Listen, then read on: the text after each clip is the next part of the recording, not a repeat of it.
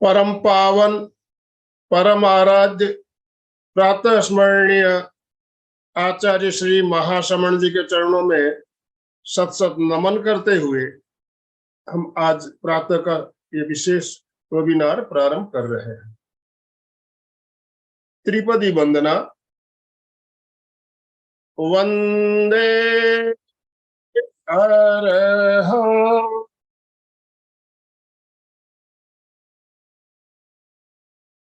वंदे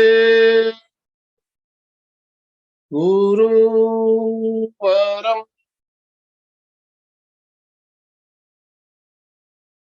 वंदे सत्यम।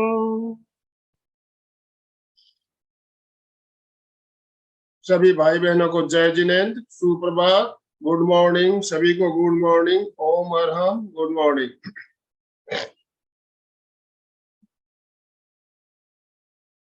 बंधुओं और बहनों, आज का ये विशेष सत्र जो हम ले रहे हैं, इस सत्र का विषय रखा है हमने रजस्वला परिचर्या। एक बहुत ही जरूरी विषय। और आज हमारा मार्गदर्शन करने के लिए हमारे साथ डॉक्टर नेहा गुजराती जी हमारे साथ जुड़ी है। बहुत ही जानी मानी एक डॉक्टर, और जो टॉपिक है आज का बहुत ही उपयोगी टॉपिक। इस टॉपिक पर हमारा मार्गदर्शन करेगी। हमारे घर में लड़कियां, माताएं, बहनें रहती हैं, उनको एक आम प्रॉब्लम होती है उस समस्या के बारे में, और उस समस्या से हम कैसे निदान मिल सकता है हमें, और क्या सावधानियां हमें रखनी चाहिए, इस बारे में हमें मार्गदर्शन करने वाली है। तो मैं ज्यादा समय ना लेते हुए हमारे साथ डॉक्टर सुमिता जी जोंगड़ जुड़ी हुई है। मैं सुमिता जी आपसे निवेदन करना चाहूंगा, आप नेहा जी का संक्षिप्त परिचय देते हुए उन्हें सादर आमंत्रित करें। सुमिता जी जोंगड़। जय जिनेन्द्र। एमपीके फिटनेस क्लब की तरफ से मैं आप सभी का स्वागत करती हूँ, और हमारे साथ जुड़ी हुई डॉक्टर नेहा गुजराती जी, इनका बहुत ही शब्द सुमनों से वेलकम करती हूँ। मैडम, जो पहले के डॉक्टर मनीषा कारंजावाला, इनका ये नंदुरबार में अपनी प्रैक्टिस करते हैं। ये एक आयुर्वेद गायनेकोलॉजी की प्रैक्टिस करते हैं। साथ ही इनके गर्भ संस्कार के ऑनलाइन और ऑफलाइन ट्रेनिंग्स होते हैं। इन्होंने बीएमएस नागपुर से किया है, और साथ में diploma in naturopathy and yogic sciences की डिग्री भी इन्होंने ली है, और डिप्लोमा इन पंचकर्मा।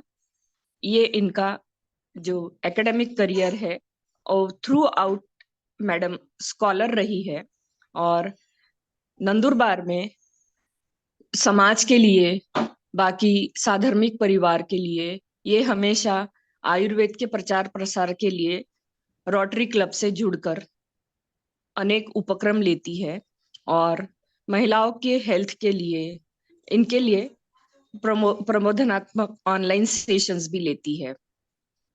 आज इन्होंने ये विषय चुना है, रजस्वला परिचर्या। ये बहुत ही अनूठा विषय है। रजस्वला मतलब महीने के जो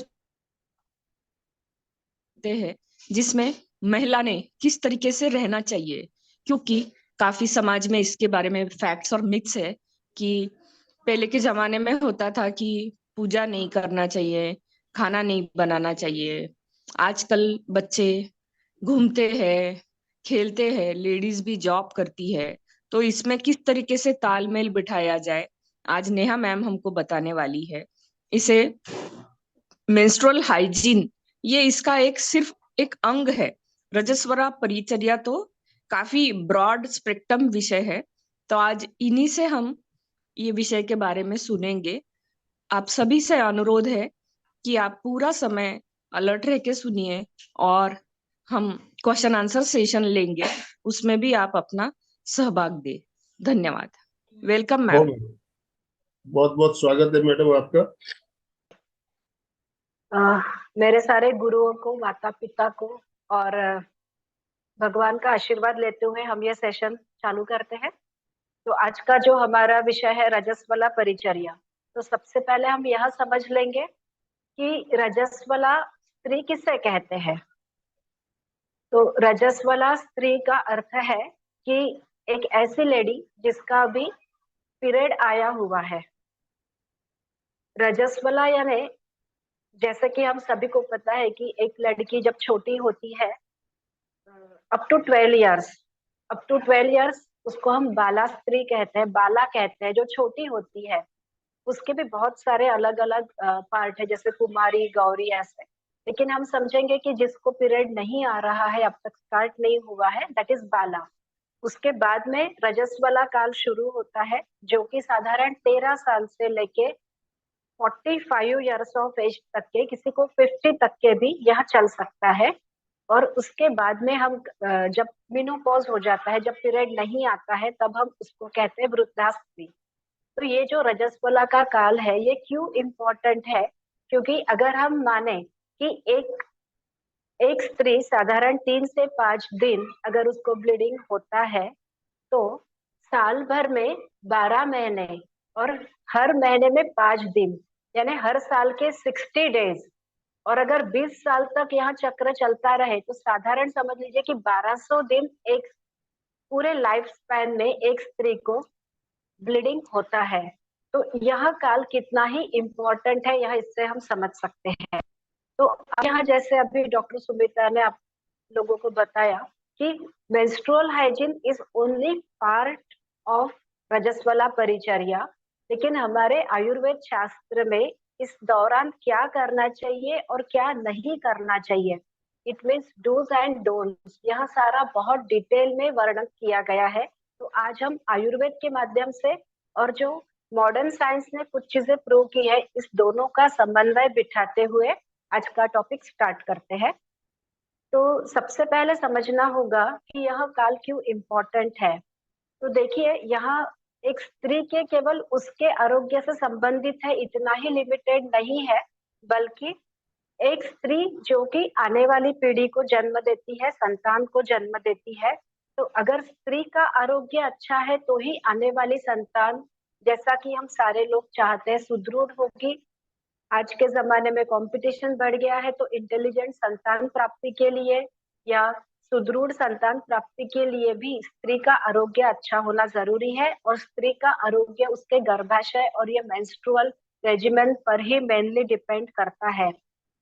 तो समझिए कि अगर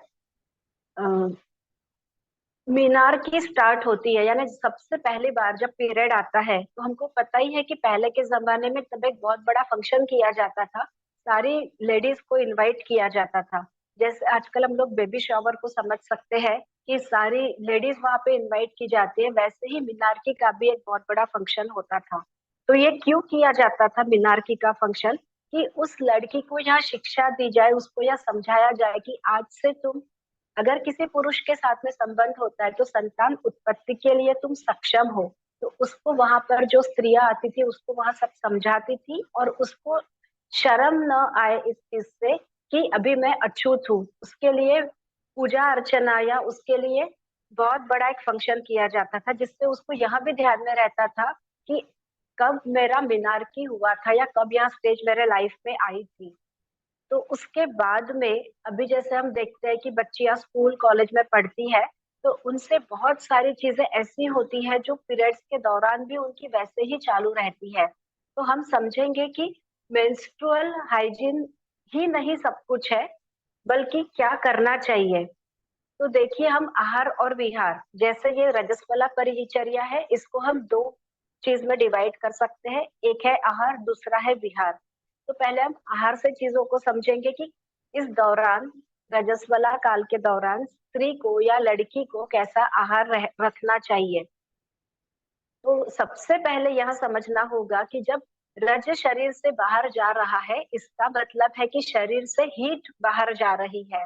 शरीर की जो गर्मी है, पित्त है, वह शरीर से बाहर निकल रहा है। तो जब हीट बॉडी से निकल रही है तो शरीर की डाइजेस्टिव फायर जो होती है, या हम अग्नि कहेंगे, कि जो भूख लगती है वह कम हो जाती है। तो यह सभी स्त्रियों ने अनुभव किया होगा कि रजस्वला काल के दौरान भूख कम हो जाती है। तो अगर भूख कम है और आजकल जैसे कुछ लोग कहते हैं कि ज्यादा खाओ, ज्यादा पोषण की जरूरत है, शरीर से खून बह रहा है, तो यह उल्टा हो जाता है। जबकि करना यह चाहिए कि as digestive fire is lowered, you have to consume light diet. अब लाइट डाइट का क्या मतलब होगा? तो जैसे घर की नॉर्मल सब्जी रोटी, इसमें भी अगर कोई मोटी मोटी रोटियां खाता है तो फल के पर हम स्विच कर सकते हैं कि जिस स्त्री का पीरियड आया है उसको हल्का आहार दिया जाए। आजकल एक जंक फूड खाने की प्रथा हो गई है, या तो बाहर से समोसा कचौरी, आजकल तो वड़ा पाव, बेकरी आइटम्स, ये सारा बहुत कॉमन हो गया है। तो जब रजस्वला काल आता है यानी डे 1 to डे 3 और 5, ये अकॉर्डिंग टू ब्लीडिंग हम समझेंगे, तो एटलीस्ट उतने दिन में तो भी हल्का आहार खाया जाए। जंक फूड, तला हुआ, चाइनीज, फास्ट फूड, ये सब बिल्कुल नहीं लिया जाए। आजकल जैसे हम देखते हैं कि लड़कियां पढ़ने के लिए बाहर गांव हॉस्टल पर रहती है, तो वहाँ जो ब्रेकफास्ट में अवेलेबल हो जाता है वो लोग वही ले लेती है, लेकिन एटलीस्ट इतने 4-5 दिन में तो भी वहाँ उसको अवॉइड कर सकती है। फिर क्या नहीं खाना चाहिए, तो क्या खाना चाहिए यह भी समझना होगा। तो हल्के आहार से क्या समझ सकते हैं?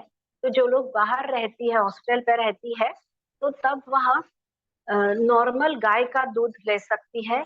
गाय के दूध में अ, एक हल्कापन होता है, लाइट होता है, वह कोलेस्ट्रॉल भी नहीं बढ़ने देता है और डाइजेस्टिव फायर को वह स्टिमुलेट करता है। तो इसीलिए इस दौरान गाय का दूध, लेकिन वह भी 1 कप, आधा कप, जितनी जिसकी डाइजेस्टिव फायर है उतना ही लेना चाहिए। या तो रक्तशाली हम समझते हैं, या तो लाल चावल जिसको कहते हैं, भुने हुए लाल चावल, या तो अगर जैसे दाल चावल खाना है तो हम यह समझेंगे कि गाय का दूध ले सकते हैं। दूसरा, और एक गाय का घी जो इस दौरान जरूरी लेना चाहिए। यह क्यों जरूरी है? क्योंकि गाय के घी में ऐसे चीजें पाई जाती है या ऐसे केमिकल्स पाए जाते हैं जो स्त्री की उस दौरान जो मेंटल हेल्थ को ठीक रखने के लिए जरूरी है। हम बहुत बार देखते हैं कि पीरियड आने के पहले बहुत सारी लेडीज आती है क्लिनिक पे और कहती है कि जिसको हम प्री मेंस्ट्रुअल टेंशन कहते हैं, कि पीरियड आने के पहले एक प्रकार का तनाव या चिड़चिड़ महसूस होती है, और जैसे ही पीरियड आ जाता है वह तनाव या चिड़चिड़ कम हो जाती है। तो यह अगर होता है किसी को, तो इसका मतलब मन में भी वहां पित्त या हीट बढ़ी हुई है। तो अगर हम गाय का घी लेते हैं तो वह तनाव या चिड़चिड़ कम हो सकती है। दूसरा, इस दौरान स्त्री को थकान भी महसूस होती है, तो फायर भी कम है, यानी हैवी फूड नहीं ले सकते। तो गाय का घी या दूध लेने से वह तनाव, थकान, टेंशन, चिड़चिड़ और बल मिलने का भी काम होगा। ठीक। फिर पहले के जमाने में एक ऐसा कल्चर था कि हाथ में खाना है। जब स्त्री रजस्वला होती थी तब उसको बहुत बड़े थाली में खाना नहीं दिया जाता था, एक छोटे से पात्र में, थाली में खाना दे दिया जाता था। या तो मिट्टी के पात्र, अगर आप में से कोई जैसे कोई सीनियर सिटीजन होंगे तो उनको पता होगा कि रजस्वला स्त्री को मिट्टी के पात्र में खाने के लिए दिया जाता था।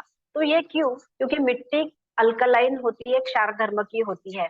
तो शरीर में जब हीट बढ़ी हुई है तब क्षार धर्म बढ़ाएंगे, तो जैसे हमको पता है केमिस्ट्री का लॉ की acid plus base is equal to sweet, तो ये बैलेंस करने का भी काम करती है। तो इसीलिए पहले के जमाने में मिट्टी के पात्र में खाने के लिए दिया जाता था। जो जैसे ही हम मॉडर्न साइंस की तरफ बढ़ते गए तो यह प्रथा तो नष्ट हो गई, फिर भी कई कई घरों में इसको फॉलो किया जाता है। तो अगर यह किसी के घर में किया जाता है तो उसके पीछे का साइंस समझ ले, ना कि इसको एक कुप्रथा का नाम दिया जाए। आहार के बाद में हम आगे चलते हैं बिहार की तरफ। बिहार में बहुत सारी चीजें हमको, जिसको हम सुपरस्टिशन के नाम से आजकल के लोग जानते हैं, तो सभी चीजें या सभी नियम सुपरस्टिशंस नहीं है, यह मैं आज मैसेज देना चाहूंगी। कुछ कुछ चीजें जो हमारे धर्म से कोरिलेट कर दी गई थी, उसके पीछे का साइंस या लॉजिक भी है। तो बिहार के तरफ चलते हुए, सबसे पहले रजस्वला स्त्री को क्या नहीं करना चाहिए हम समझेंगे। तो दिवा स्वाप अर्थात दिन में सोना। दिन में क्यों नहीं सोना चाहिए? क्योंकि जैसे ही हम सूर्योदय के बाद में सोते हैं तो हमारा अग्नि मंद हो जाता है। तो नॉर्मल भी हम लोग सुनते आ रहे हैं कि early to bed early to rise makes a person healthy wealthy and wise. तो सूर्योदय के पहले जब हम उठते हैं तो हमारे शरीर के वात पित्त कफ तीनों दोष भी बैलेंस होते हैं। शरीर में नेचुरली जो हीट बाहर निकालने का समय है वह भी वही समय है। तो जब एक रजस्वला स्त्री के बॉडी में दिवास्वाप होता है या तो वह जब दिन में ज्यादा टाइम सोती है तो उसके बॉडी का कफ दोष बढ़ जाता है और आम की निर्मित होती है। अब यहाँ कफ या आम क्या है? तो आम यानी ऐसी चीज समझ लीजिए कि जो बॉडी के मेटाबॉलिज्म को और ज्यादा स्लो कर देता है और अन्न को ठीक से पचन नहीं होने देता। तो देखिए रजस्वला काल में ऑलरेडी पित्त बाहर निकल रहा है, हीट बाहर निकल रहा है, digestive fire is already slowed down.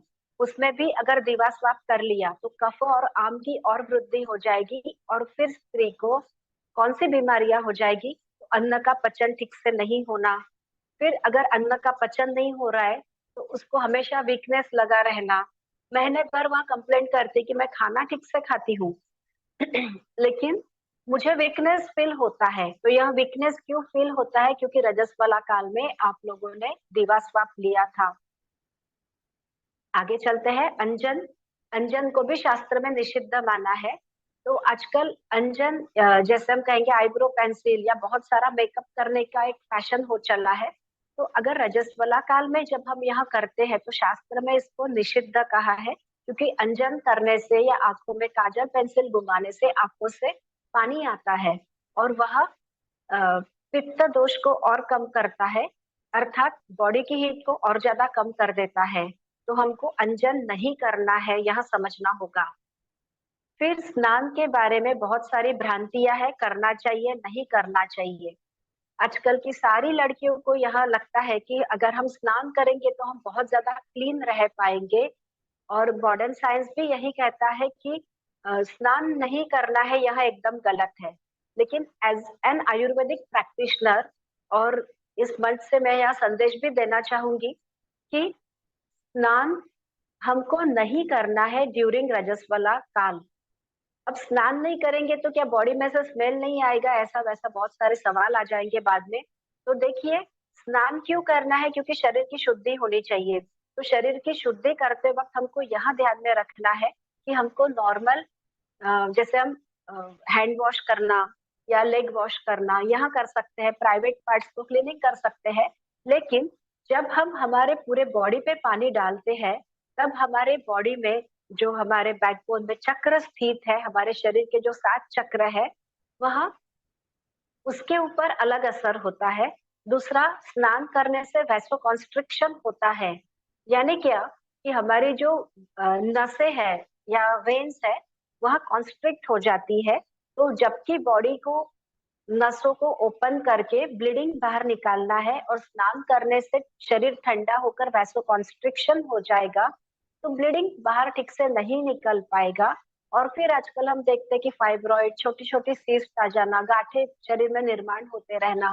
तो मेरा यहाँ से यह संदेश है कि स्नान का अर्थ है कि शरीर को क्लीन जरूर करना है लेकिन हमको बैकबोन पे पानी नहीं डालना है, यहाँ आपको समझना होगा।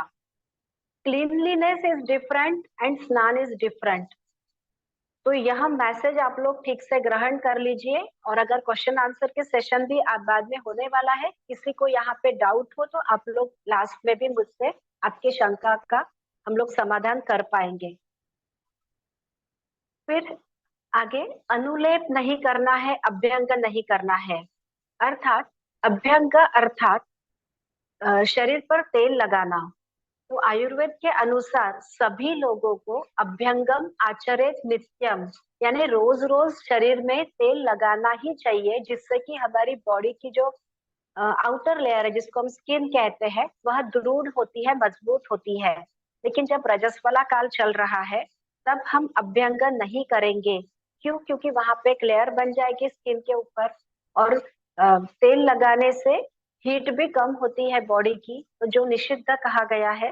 तो इसीलिए रजस्वला काल के दौरान शरीर पर कोई भी लेप नहीं लगाएंगे और अभ्यंग या तो तेल मसाज नहीं करेंगे। फिर है हंसना और अति बोलना। तो हंसने से क्या होगा? हंसने से वात की वृद्धि हो जाती है और अति बोलने से भी वात की वृद्धि हो जाती है। तो आजकल हम देखते हैं कि बहुत सारी जगह पे हास्य क्लब चलते हैं और कोई भी वहां पे नियम नहीं रहते हैं ऐसे।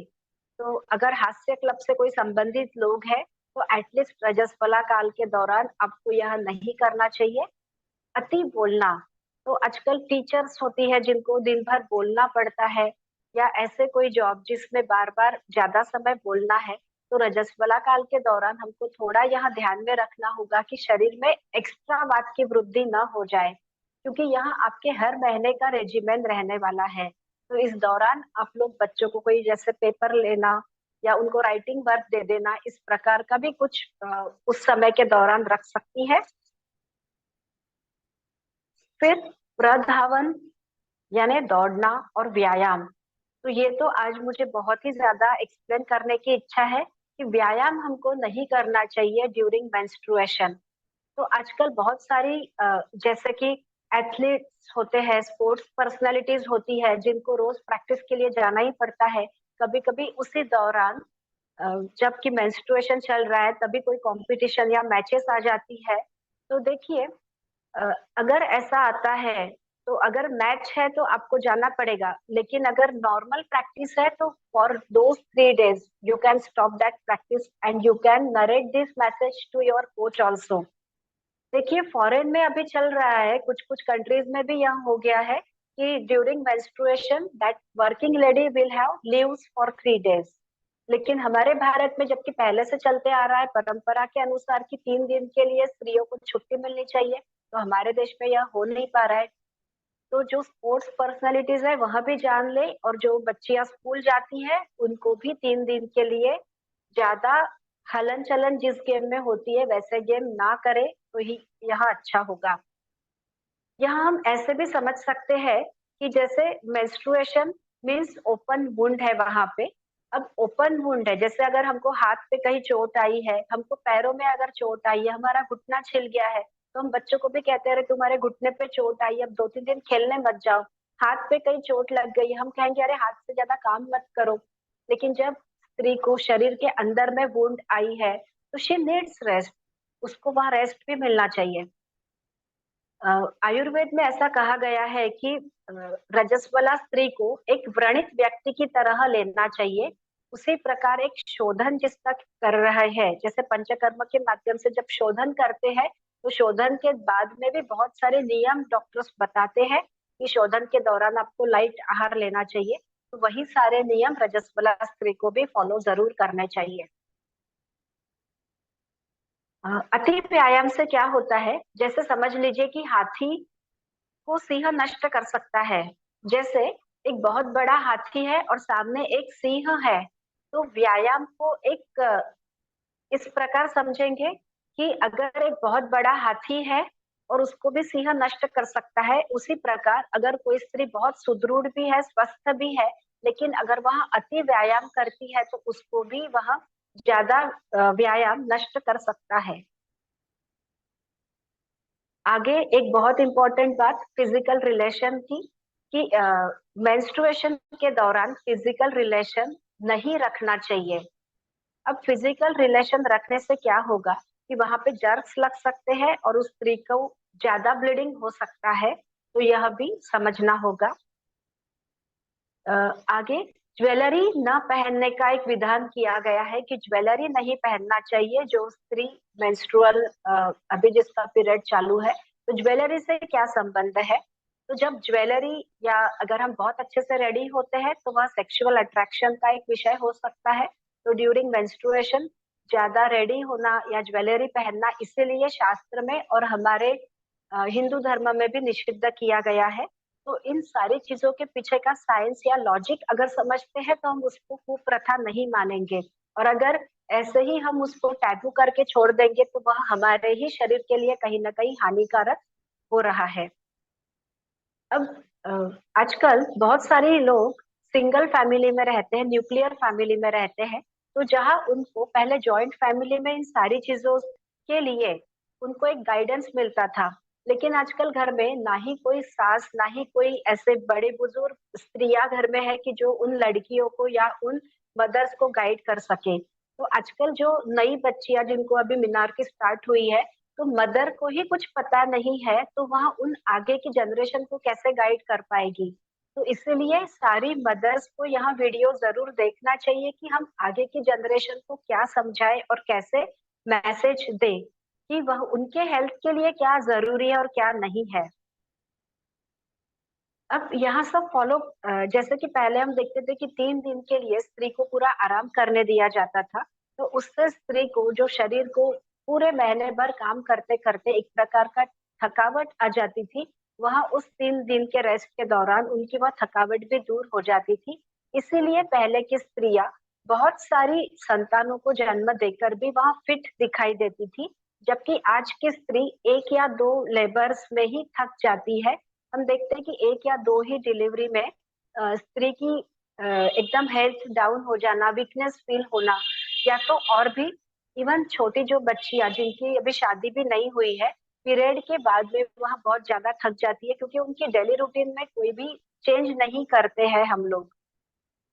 फिर मीनार के बाद में जैसे ये पीरियड स्टार्ट हो जाता है, तो अति व्यायाम से भी आजकल हम देखते हैं कि किसी को बहुत ज्यादा ब्लीडिंग होना, किसी को बिल्कुल ब्लीडिंग नहीं होना, किसी को क्लॉट्स क्लॉट्स के रूप में ब्लड निकलना।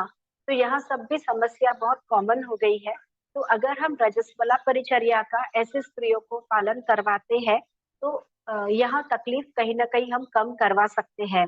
इवन इसके ऊपर बहुत सारे रिसर्चेस भी हुए हैं कि जो लोग रजस्वला परिचर्या का शास्त्र के अनुसार पालन करते हैं, तो उनको यह प्रॉब्लम्स, ब्लीडिंग से रिलेटेड समस्याएं भी नहीं आती है।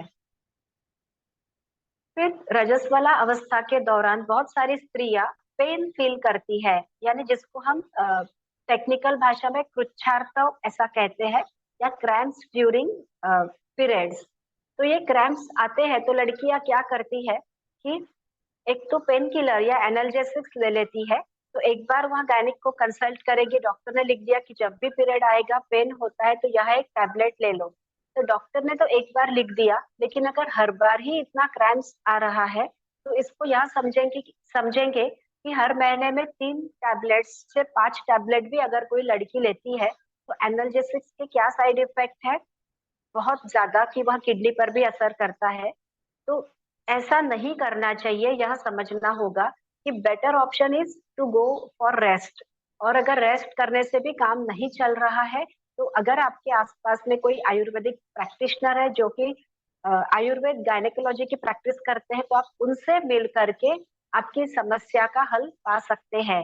क्योंकि यहाँ से कोई मेडिसिन का नाम बोलना यह बिल्कुल योग्य नहीं है, क्योंकि आयुर्वेद हर स्त्री को अलग दृष्टिकोण से देखता है और हर स्त्री के अकॉर्डिंग डोज भी अलग अलग होता है मेडिसिन का।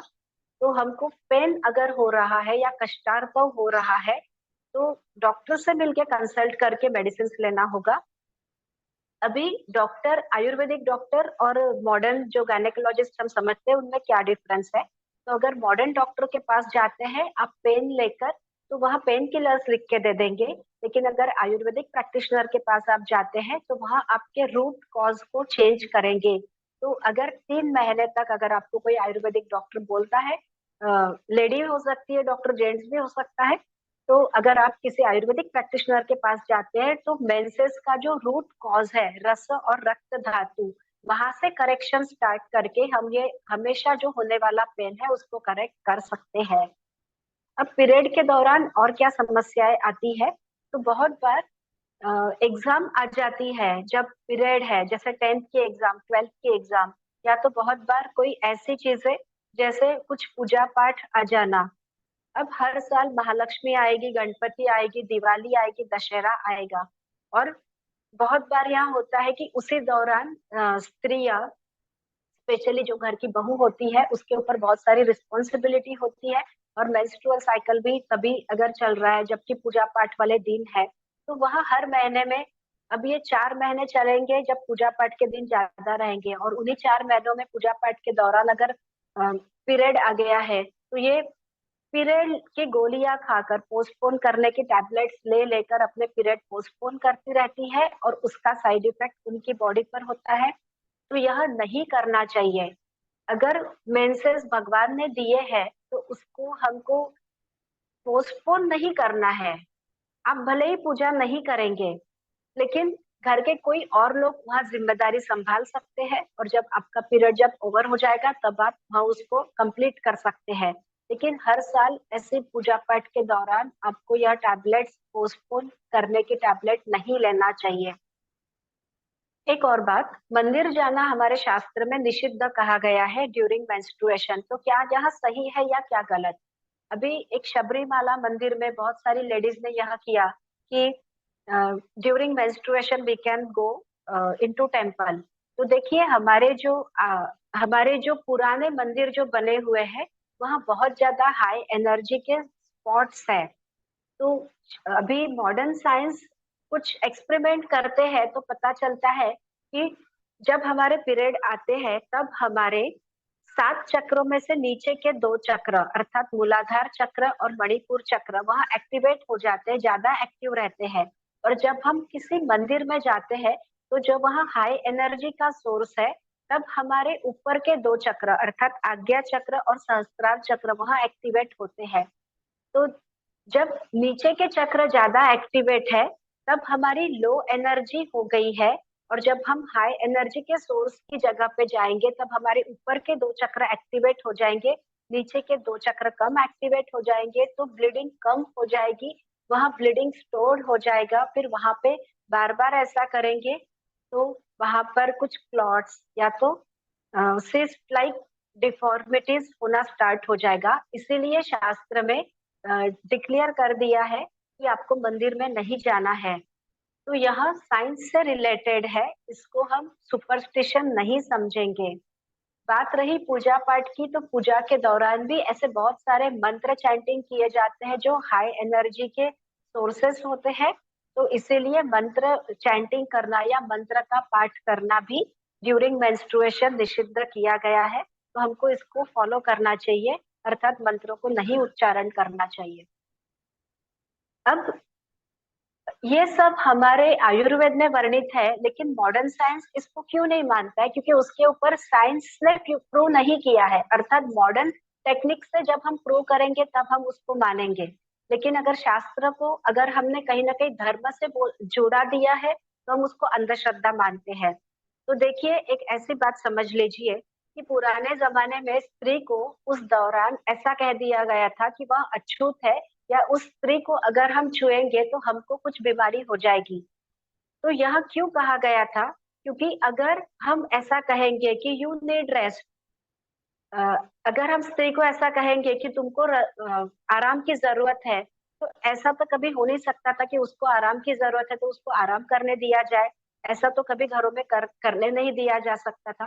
तो बेटर ऑप्शन इज दिस कि तुम अछूत हो, तुमसे हमको बीमारी हो सकती है, यानी उल्टा बता दिया गया समाज को। और फिर उस स्त्री को कि तुमको जरूरत है रेस्ट की, ऐसा नहीं, जबकि ऐसा कि वह स्त्री अछूत है और हमको उससे बीमारी हो जाएगी, ऐसा उल्टे नाम से उसको रेस्ट करने दिया गया।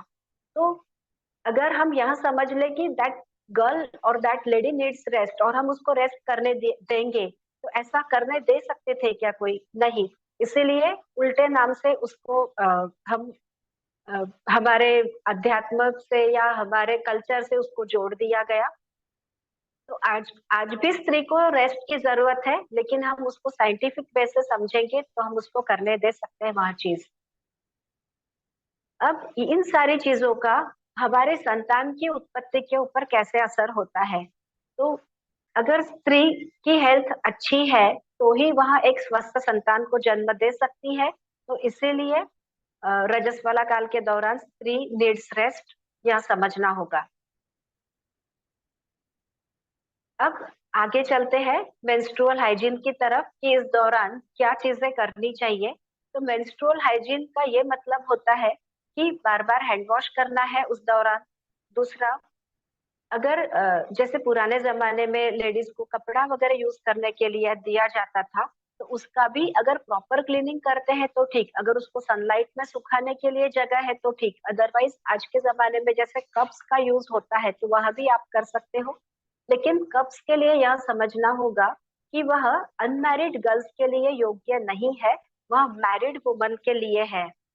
और जो आजकल रेडीमेड नैपकिन्स मिलते हैं, सैनिटरी नैपकिन्स, तो सिर्फ उतना ही यूज कर लेने से हाइजीन मेंटेन नहीं होता है, उसको प्रॉपर क्लीन करना, उसको टाइम टू टाइम चेंज करना, यह भी समझना होगा।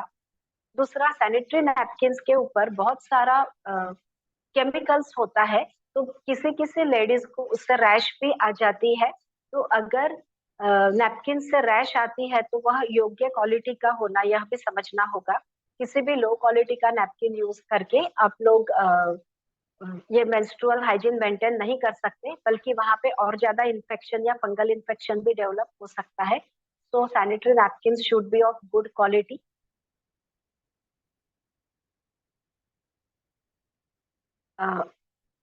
और बात करते हैं आगे। स्त्री को उस दौरान कल्याण ध्यायिनी होना चाहिए, ऐसा एक टर्मिनोलॉजी आती है शास्त्र में। तो ये कल्याण ध्यायिनी यानी क्या है? तो इस दौरान हमको हमेशा हमारा मेंटल लेवल शांत रखने के लिए अच्छी बातों को सोचना चाहिए। हम आजकल देखते हैं मोबाइल का ओवर यूज करना, क्योंकि कुछ घरों में जैसे 3 दिन आराम करने दिया जाता है, तो उस दौरान लेडीज का मोबाइल पे चैटिंग करना या मोबाइल पे वीडियोस देखना यह और ज्यादा बढ़ जाता है। तो वहाँ उल्टे सीधी चीजें होती है, रेडिएशन से और ज्यादा एक्सपोज हो जाती है। तो इस दौरान हम आज के जमाने में जैसे मोबाइल का यूज भी अगर कम करेंगे तो वह भी एक अच्छा हो जाएगा। और गॉसिपिंग करना भी उस दौरान ज्यादा बढ़ जाता है कि इधर की बातें उधर फैलाना, तो यह भी नहीं करना है हमको। क्योंकि अगर हम गॉसिपिंग करते हैं, निंदा करते हैं किसी की, तो उसका असर सामने वाले की जिसकी निंदा कर रहे हैं उसके ऊपर न जाके खुद के ऊपर ज्यादा पड़ता है।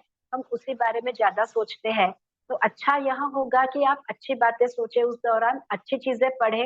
पढ़ने के लिए शास्त्र में कहीं भी निषिद्धता नहीं बोली है। तो you can read good books so that you can increase your knowledge also.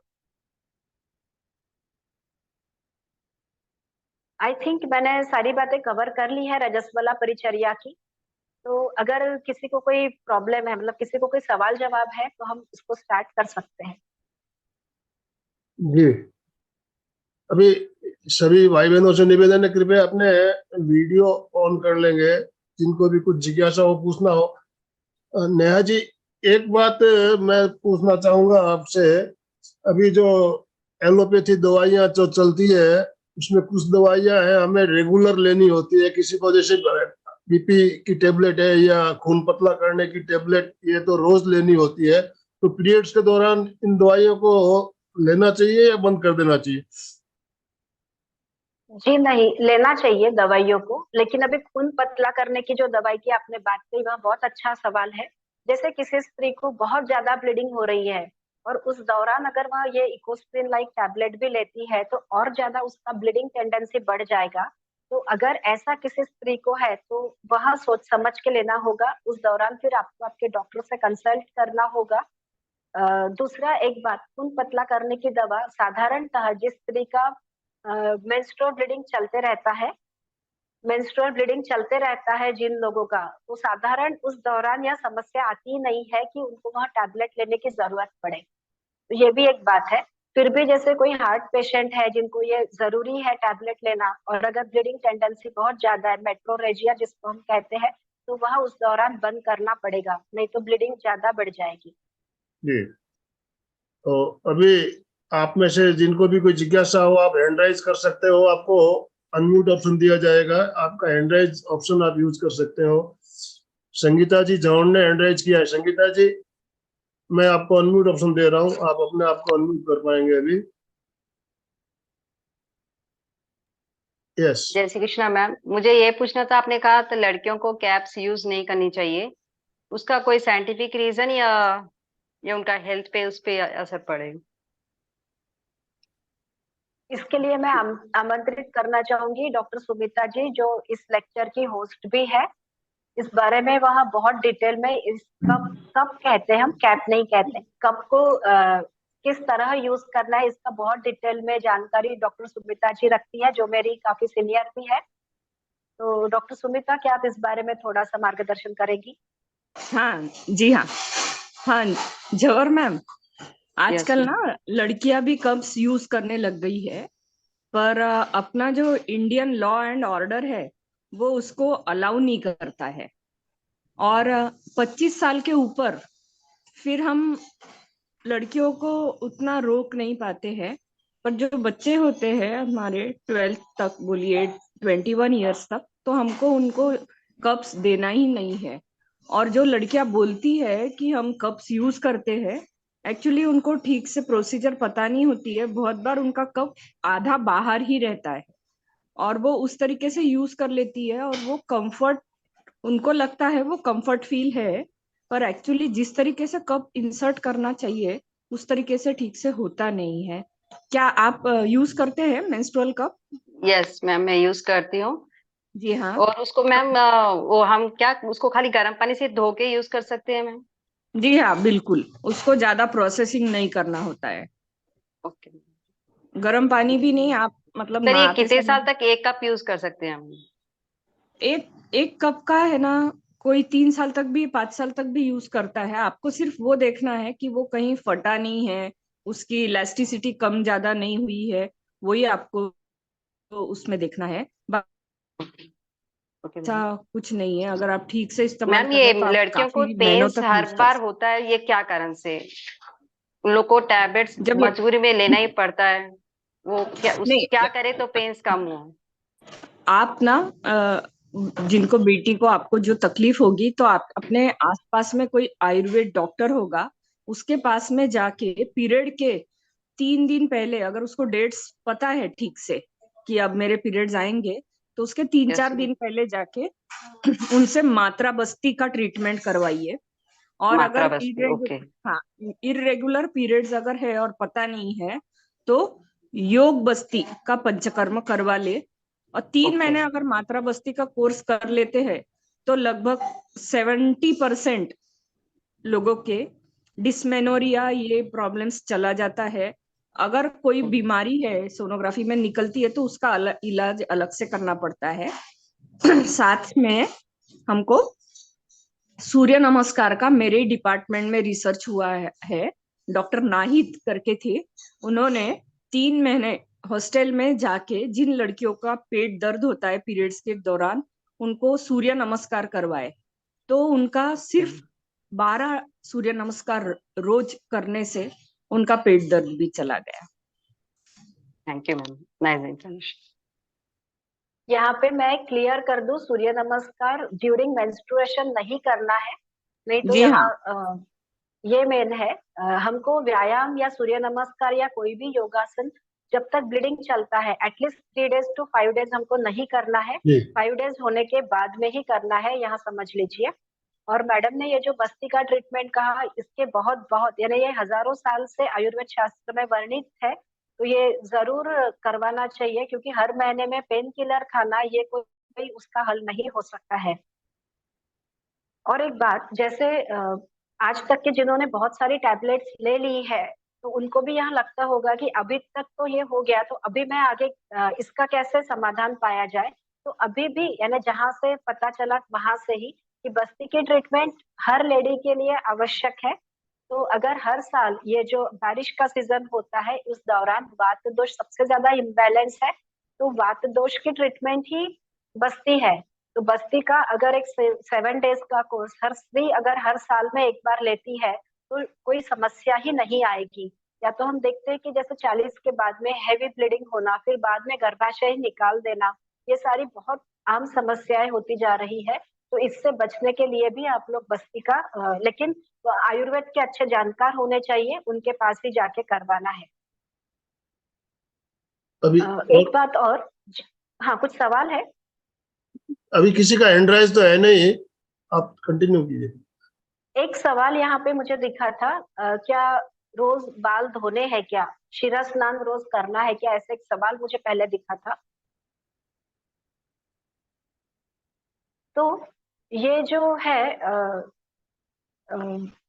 रोज शिरा स्नान करना चाहिए। या बहुत बार हम देखते हैं कि जैसे ही पीरियड आ गया तो उसी टाइम पे घर में बहू बेटी को बोल दिया जाता है कि आप किसी को बोलने के पहले, इधर उधर छूने के पहले आप पहले शिरा स्नान कर लो, फिर बाद में सब जगह छुओ। तो यह भी एकदम रॉन्ग प्रोसेस है। जैसे पहले के जमाने में पूरा 3 दिन आराम करवाया दिया जाता था और चौथे दिन ही शिरा स्नान करवाया जाता था, जिससे कि वैसो कॉन्स्ट्रिक्शन हो जाए। यानी फिर बाल धोते थे, शरीर पे पूरा पानी डालते तो वैसो कॉन्स्ट्रिक्शन हो जाता था, फिर ब्लीडिंग धीरे धीरे कम हो जाता था। लेकिन जैसे ही पहले दिन जैसे ही पीरियड आ गया है, वैसे ही अगर शिरा स्नान कर लिया, शरीर पे पूरा पानी डाल दिया है, इधर कोल्ड और हॉट, उसका भी कोई सवाल नहीं, लेकिन शरीर पे पानी बाल धोने से वह वैसो कॉन्स्ट्रिक्शन कर देगा और ठीक से पीरियड नहीं आएगा। ये एक दो बार नहीं, ये हर महीने में जब बार बार किया जाता है तो उसका शरीर पे खराब असर जरूर दिखाई देता है। तो सभी जैसे यहाँ पे बहुत सारे लोग अभी सुन रहे हैं, बहुत सारे यूट्यूब पे बाद में भी लिंक देखने वाले हैं, तो यहाँ से एक संदेश जरूर फॉलो करिए कि जैसे ही पीरियड आता है, घर में बहू बेटी को अगर आप आराम करने देते हो तो बहुत अच्छी बात है, नहीं करने देते तो at least you don't have to force to go कि भाई जाके पहले स्नान कर लो या तो पहले बाल धो लो। यह एकदम नहीं करना चाहिए, ऐसी एक बात है।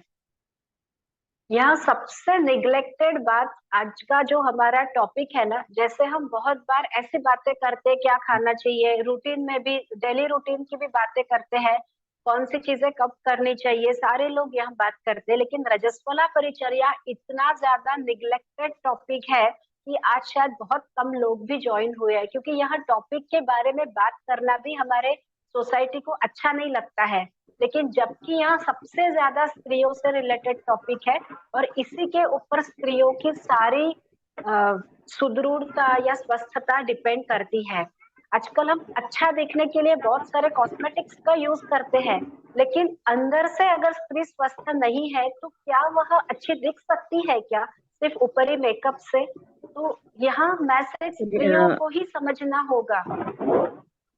रिंकू जी, आप क्वेश्चन पूछिए अपना। जी ओ मैम, गुड मॉर्निंग जी। मैंने सुना है, मतलब कोई कोई बोलते हैं कि पीरियड्स के दौरान विदिन इन 3 days मतलब कुछ मसालेदार ऑयली खाना तो टोटली वर्जित करके रखते हैं, क्योंकि उस दौरान स्टोमक के ऊपर में बहुत सारे प्रेशर बने हुए रहते हैं। तो और इतना भी सुना है कि पीरियड्स के दौरान अगर चावल को गर्म करने के बाद आलू को उबाल के उसके साथ में अगर देसी घी का हम लोगों ने अगर उनको देना शुरू कर दिया तो बहुत सारे मतलब उनको रिलीफ मिलता है। इस इज ट्रू और myth? Can I give her ghee, desi ghee? Yes yes yes, यह मैंने पहले ही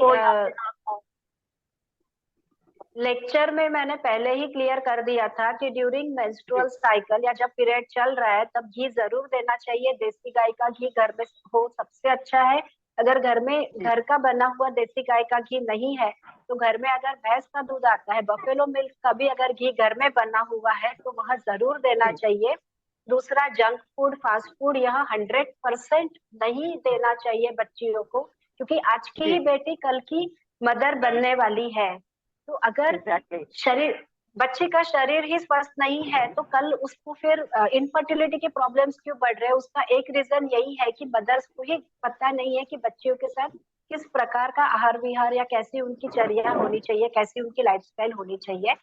तो यहाँ जरूर देना चाहिए घी, और मसालेदार नहीं देना है, यहाँ भी बात बराबर है। जी नहीं, मैंने थोड़ा लेट से ज्वाइन किया क्योंकि मैं मम्मी के घर पे आई हुई थी, तो मैं तैयार हो रही थी, अभी गाड़ी में उठी और आप लोग का लिंक ज्वाइन कोई किया बात तो नहीं मुझे मैम, लगा आप यूट्यूब का लिंक देख लीजिए बेटी के साथ में। Okay okay thank you. हाँ, मैं सुरक्षा बात्रा बोल रही हूँ, रोटेरियन। हाँ बोलिए मैम। हाँ, वो क्या अपने गुजरात में 3 दिन के लिए लड़कियों को एकदम कॉर्नर में बिठा देते हैं खाली एक गुनी देकर।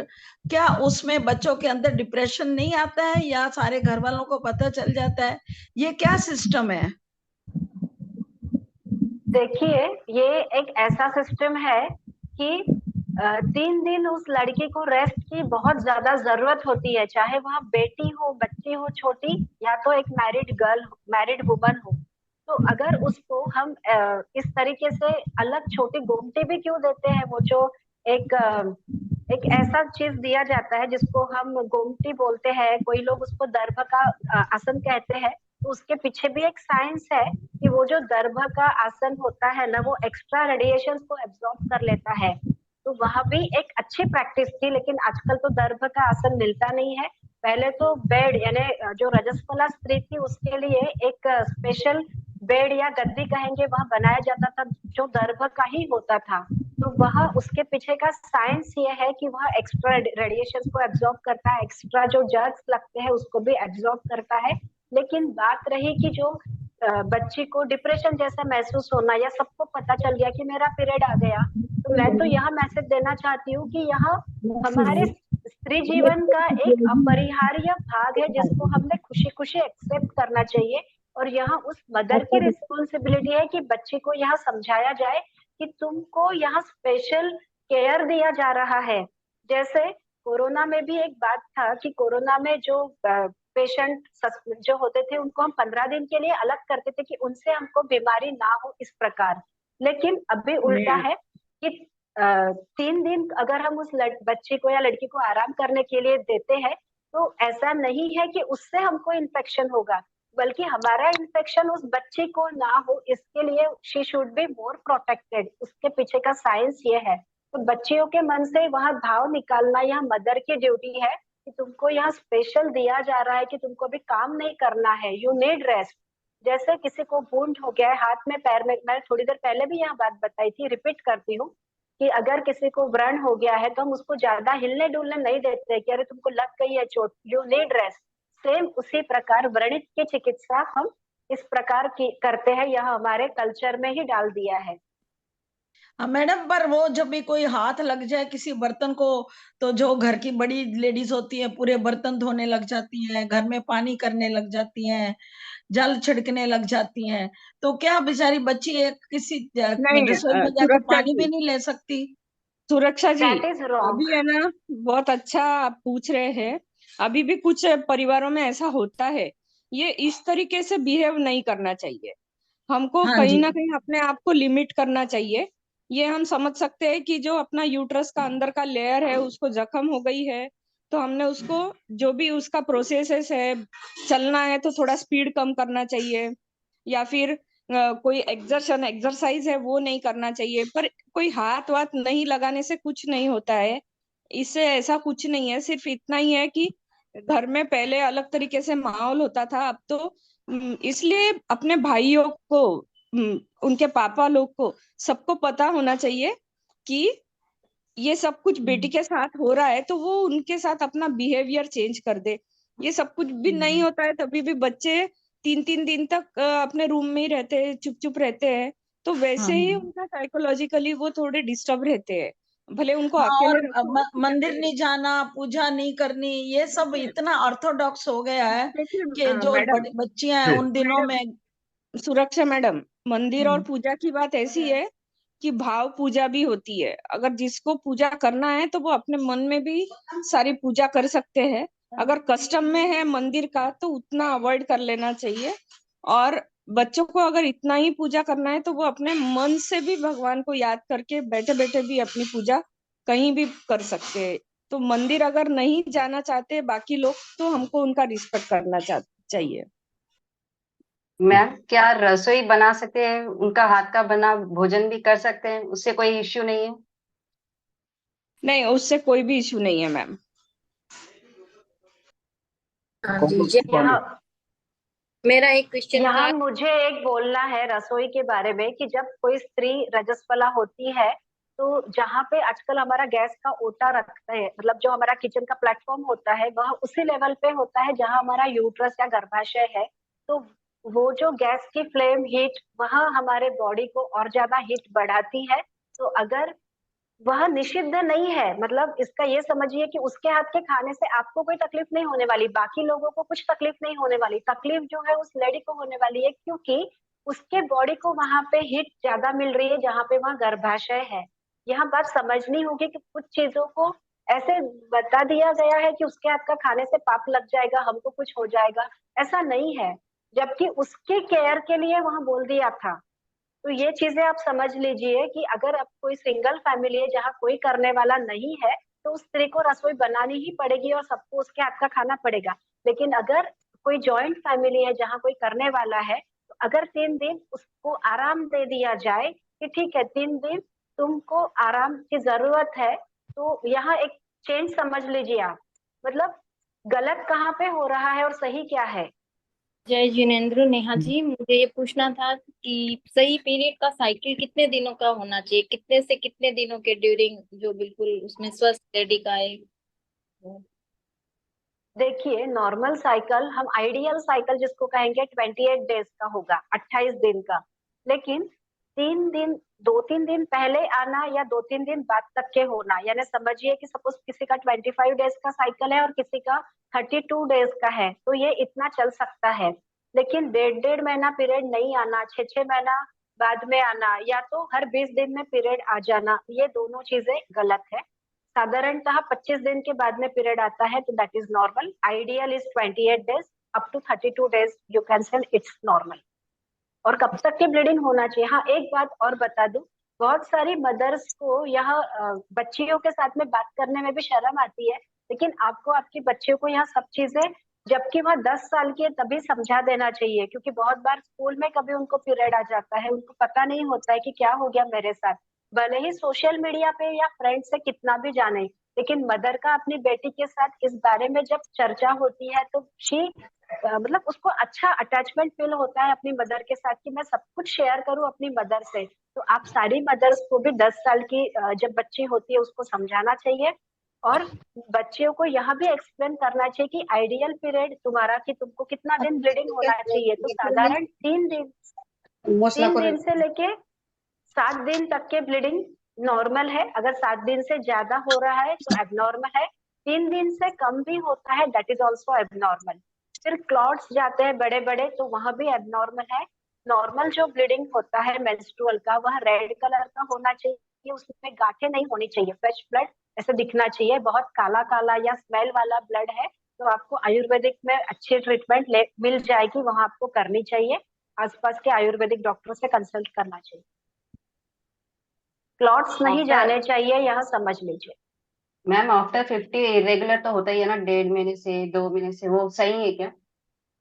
यस, मेनोपॉज की जैसे एज पास में आ जाती है तो तब हमारे हार्मोन्स पहले जितने सक्षम नहीं होते हैं। जैसे हम समझ सकते हैं कि 40 साल में हमको चश्मा लग सकता है, फिर 50 साल या इवन 45 प्लस में भी पीरियड्स इरेगुलर होना यह नॉर्मल है। अब इस दौरान हम हमारी डाइट के ऊपर अच्छा ध्यान रखना या यह सब करना चाहिए। दूसरा, यूट्रस निकालने का आजकल एक बहुत ट्रेडिशन हो गया है कि जैसे ही बहुत हैवी पीरियड्स आना चालू हो गया, 5-6 बार हैवी पीरियड आ गया या जल्दी जल्दी पीरियड आ गया, मेनोपॉज की बात कर रही हूँ मैं, मेनोपॉज की एज में, तो बजाय यूट्रस के निकालने के, अगर आपके आसपास में अच्छे अच्छे, मैं बोल रही हूँ बार बार, मैं अच्छे डॉक्टर का वर्ड यूज कर रही हूँ जिनको इसका अनुभव है, वैसे आयुर्वेदिक प्रैक्टिशनर के पास जाके आप इनकी ट्रीटमेंट लेते हैं तो you can save your this surgery also. Thank you. हाँ मैम, मेरा क्वेश्चन ये है कि मोनोपोज के 2 साल बाद मेरे को पीरियड आ रहा है, तो मतलब वो पीरियड भी ऐसे मतलब नॉर्मल जैसे आ रहा है, तो उसमें कोई प्रॉब्लम हो सकती है क्या? या मतलब वो वैसे मेरा ना मैम रोज मेडिटेशन करती हूँ, लेकिन मेरे को मेडिटेशन करते हुए ये फील हुआ कि मेरा मतलब ऐसे कुछ अंदर से फील हुआ मेरे को खुद से ही, और बाद में 2 दिन बाद मेरे को पीरियड भी आ गया, तो कुछ समझ में नहीं आया हमको ये क्या हुआ। देखिए इस बारे में तो मैं ये कहूंगी कि अच्छे गायनेकोलॉजिस्ट को दिखाइए, क्योंकि अगर मेनोपॉज के 2 साल बाद में भी ब्लीडिंग होना वापस स्टार्ट हो गया है तो कहीं ना कहीं एक तो ये डिस्टरबेंस है, हार्मोनल डिस्टरबेंसेस हो सकते हैं, या तो फिर कहीं अंदर गर्भाशय में कोई डिफॉर्मिटी तो नहीं है, कुछ तकलीफ तो नहीं है, इसके लिए आपको नहीं, गायनेकोलॉजिस्ट को मैंने गायनो से मॉडर्न। दिखा दिया, सब कुछ नॉर्मल भी है, मतलब सब कुछ ओके, नॉर्मल भी है, तो अब हमको समझ में नहीं आया कि ये क्या है मतलब। आपका एज कितना है? मेरा एज 48 हुआ है और 246 में कंप्लीट हो गया था मेरा, और 2 इयर्स ओके, बंद था पूरा एकदम। मैडम और लेकिन मैडम मैं मेडिटेशन रोज करती हूँ, रोज मेडिटेशन करती हूँ, लेकिन मेरे को अंदर से था कि मेरा कुछ गड़बड़ नहीं होगा, लेकिन ये मेडिटेशन करने से तो नहीं हुआ, ऐसा कुछ तो नहीं हुआ। मैडम ऐसा होता है, आपकी उम्र 48 है ना अभी, हाँ तो कभी कभी ऐसा आपका जब पीरियड गया तो कुछ कुछ महीनों के बाद जाते हुए गया या तुरंत से हाँ, चला कुछ गया कुछ था? महीनों के बाद जाते हुए गया था। ठीक है, बहुत बार ऐसा होता है कि 44, 45, 46 एज में स्ट्रेस फैक्टर बहुत ज्यादा बढ़ने से धीरे धीरे एक्टिविटी कम हो जाती है गर्भाशय की। और आप अच्छा। मेडिटेशन से आपका अननोन हाइपोथायराइडिज्म भी होता है, आप लोग मतलब कोई चेक नहीं करता है जनरली, तो उससे भी पीरियड्स पे परिणाम होते रहता है। आप ना एक बार थायराइड का टेस्ट जरूर करवा लीजिए। करवा लिया और मैम, मेरा सब नॉर्मल आया है, चलिए, बहुत रिपोर्ट अच्छी सारा बात है। नॉर्मल आया है। और अभी अगर पीरियड रेगुलर है और 3 दिन में जा रहा है, हर महीने समय से आ रहा है, तो ये बहुत अच्छी बात है। ये अच्छी बात है, मतलब क्या इसको कंटिन्यू कर सकते हैं कि मतलब हाँ ठीक है, मैडम, मतलब हाँ 2 साल के बाद अगर वापस आ रहा है तो चलता रहे, कोई दिक्कत हाँ नहीं। चले, वो बहुत अच्छी बात है आपके हेल्थ के लिए। क्योंकि आपके कमर दर्द, हड्डियों के इश्यूज, कैल्शियम का एब्जॉर्प्शन, सब बॉडी का फिजियोलॉजी इससे मेंटेन होता है, प्रोवाइडेड आपके गर्भाशय में कोई बीमारी ना हो। और अगर रेगुलर पीरियड से आपको तकलीफ नहीं है तो इसको आप आने दीजिए, ये नेचुरल चीज है। लेकिन मैम मेरा गाइनोकोलॉजिस्ट है ना, वो बोले कि नहीं, अगर 2 साल से बंद हो गया तो इसको अगर नॉर्मल आता है तो भी नहीं आना चाहिए, इसको बंद कर देना चाहिए, उसके लिए आपका वो निकाल देना चाहिए। आप कहाँ रहते हैं मैडम? मैं कोलकाता में रहती हूँ। ठीक है, आप चाहे तो नेहा जी से ऑनलाइन कंसल्टेशन कर लेना या मुझसे कर लीजिए, और तो आपके रिपोर्ट्स आप आप कहाँ पे उनको करूँ भेज मैं दीजिए। आपसे, मतलब मैं ऑनलाइन? नागपुर में आप कहाँ रहती हूँ। रहती हैं? हाँ? नागपुर में रहती हूँ मैं, अच्छा। और नेहा जी नंदुरबार में रहते हैं। आप पर्सनल कांटेक्ट कर लीजिए इसको, ठीक है? मेरे को नंबर चाहिएगा आपका। आनंद मल जी जी। नेहा जी, आप अपना नंबर एक बार रिपीट कर दीजिए ताकि जिनको जरूरत हो नोट डाउन कर सके। ओके, नोट कर लीजिए। एक डॉक्टर सेकंड। नेहा गुजराती 9420 2430 955825। या तो आप बाद में भी आनंद मल जी से, आप सारे लोग कनेक्टेड है तो आप आनंद मल जी से भी बाद में ग्रुप में नंबर ले सकते हैं जिनका मिस हो जाए। जी। हेलो, हाँ, मैं एक सवाल पूछना चाहती हूँ। अब पूछिए पूछिए मैम। ये पूछना है कि पीरियड की एज क्या होना चाहिए खत्म होने की, क्योंकि मैं अभी 57 साल की हूँ तो भी अभी मेरे को पीरियड आ रहे हैं। देखिए, अप टू 55, मतलब आजकल तो मेनोपॉज 57। की एज, हाँ हाँ आपका 57 है, लेकिन अप टू 55 यह नॉर्मल एज है। अप टू 57 भी है, लेकिन अगर सब कुछ सही है, अर्थात रेगुलर है, अपने आप बंद होता है, अपने आप रेगुलर चालू मतलब होता है, कि अभी अभी 1-1.5 साल से मेरे को 3-3 महीने में पीरियड आता है, पर अभी मैंने सोनोग्राफी निकाली तो सब नॉर्मल है बता रही थी मैम। तो फिर ठीक है। मतलब ये ज्यादा उम्र है, 57 वगैरह ये ज्यादा उम्र है। 55 तक सबका मेनोपॉज हो जाता है, लेकिन 1-2 साल का आगे पीछे चल सकता है। जैसे कि मिनार्की का एज आजकल चेंज हो गया है। पहले बच्चियां 13-14 साल में पीरियड आता था, आजकल 8 और 9 साल की उम्र में भी पीरियड आना स्टार्ट हो गया है, हम देख रहे हैं। तो जैसे बच्चियों के लिए मिनार्की अर्ली स्टार्ट हो गया है, वैसे किसी के लिए भी यहाँ एज, किसी का 40s में भी चला जाता है, किसी का 45, किसी का 50। 55 इज लिमिट, लेकिन अगर 2-3 साल आगे आपका चल रहा है तो ठीक है। लेकिन अगर 58 के भी बाद में चले तो वहां पे कहीं ना कहीं फिर हमको आगे देखना होगा कि क्या करना चाहिए। अच्छा, मेरे को एक सवाल ये पूछना था, मेरी बेटी का कैसा है, हर 4 महीने में पीरियड आता, जब तक दवाई एज, पालेगी तब तक रेगुलर होगा, फिर वापस दवाई बंद करेगी वापस 3-4 महीने में पीरियड आता है। That is abnormal. अगर आप एलोपैथिक की दवाई लेते हैं तो जो ओरल कॉन्ट्रासेप्टिव्स देते हैं उसमें तो वहां उतना लेंगे उतना ही आएगा। लेकिन इसके लिए जैसा कि मैंने पहले भी कहा कि रस और रक्त धातु पे अगर हम चिकित्सा करते हैं आयुर्वेद के माध्यम से तो वह जरूर फ्रूटफुल होता है, अर्थात उससे आपको रेगुलर हमेशा के लिए उससे आराम मिल जाएगा। अच्छा, तो उसमें क्या करना पड़ता है उनको? मेडिसिन लेना होगा और पंचकर्म की कुछ ट्रीटमेंट, जैसा कि अभी सुमिता जोगड़ मैडम ने बताया था कि बस्ती ट्रीटमेंट वगैरह। तो आप अगर नागपुर में रहते हैं तो सुमिता जी से कंसल्ट करवा सकते हैं, और अगर आप कोई दूसरे काम नहीं, वो सूरत में रहते रहते हैं। हैं, ओके सूरत में रहते हैं अगर आप, तो ऑनलाइन का कितने दिन ऑप्शन का है होता है, हमारा। कितने दिन का होता है वो? ऐसा नहीं, जब तक कि पूरी हिस्ट्री नहीं लेते वहां नहीं कह पाते। जैसा कि मैंने पहले भी कहा, आयुर्वेद शास्त्र पर्सनलाइज है। ऐसी एक दवा नहीं बोल सकते कि मैंने सबके लिए बोल दिया कि इसके लिए, ऐसे नहीं होता है। डोज भी सबका अलग, जितनी बीमारी पुरानी उतने महीने ट्रीटमेंट ज्यादा चलेगा, लेकिन कम से कम 3 साइकिल्स रेगुलर आते तक के हम दवाइयां देते हैं, एटलीस्ट 3 नहीं, वो नॉर्मल दवाई साइकिल्स। लिए तब तक 3 साइकिल बराबर आ जाएंगे, दवाई बंद करके चालू हो वो जाता है। नई बात है, आपने एलोपैथिक का ट्रीटमेंट किया है, आयुर्वेद की अभी बात तो कर रही हूँ मैं। अभी होम्योपैथिक चालू करवाई मैंने उसको। ओके ठीक है, आप होम्योपैथिक से देख लीजिए, नहीं तो फिर आप आयुर्वेद के लिए अगर आपके आसपास में कोई है अच्छे तो उनसे मिल सकते ठीक है मैम, थैंक चलिए, यू। आज का हमारा समय ऑलरेडी नमस्कार। मिनट एक्स्ट्रा हो चुका है। अर्चना जी, आपका आखिरी सवाल ले लेते हैं अपन, उसके बाद उनसे बात होगी। नमस्कार नेहा मैडम, आपने बहुत ही अच्छी जानकारी दी। Thank you very much. Thank you. ओ मैडम, ओम। नेहा जी और सुमिता जी, आप दोनों का बहुत बहुत धन्यवाद, बहुत बहुत आभार। एमपी के फिटनेस क्लासेस और कल्याणम योग केंद्र की तरफ से, और जितने भी भाई बहन हमारे साथ जुड़े सभी के तरफ से आप दोनों का बहुत बहुत धन्यवाद। जो भी भाई बहन हमारे साथ जुड़े सभी का बहुत बहुत धन्यवाद, बहुत बहुत आभार। समापन की ओर चलेंगे हम, दोनों हाथ जोड़ते हुए, रीढ़ की हड्डी गर्दन सीधी रखते हुए संकल्प सूत्र के साथ समापन करेंगे।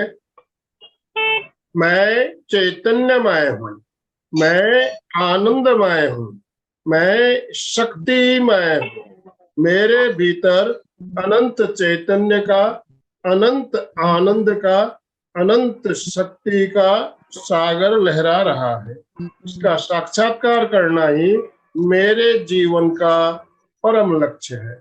हमारा आज का दिन मंगलमय हो, आनंदमय हो, शांतिमय हो। इन्हीं शुभ भावनाओं के साथ ओम शांति शांति शांति। कृतज्ञोस्मि, हम सब गुरुदेव के आभारी हैं। आपका बहुत बहुत धन्यवाद। ओम अरहम मैम, जय जिनेंद्र।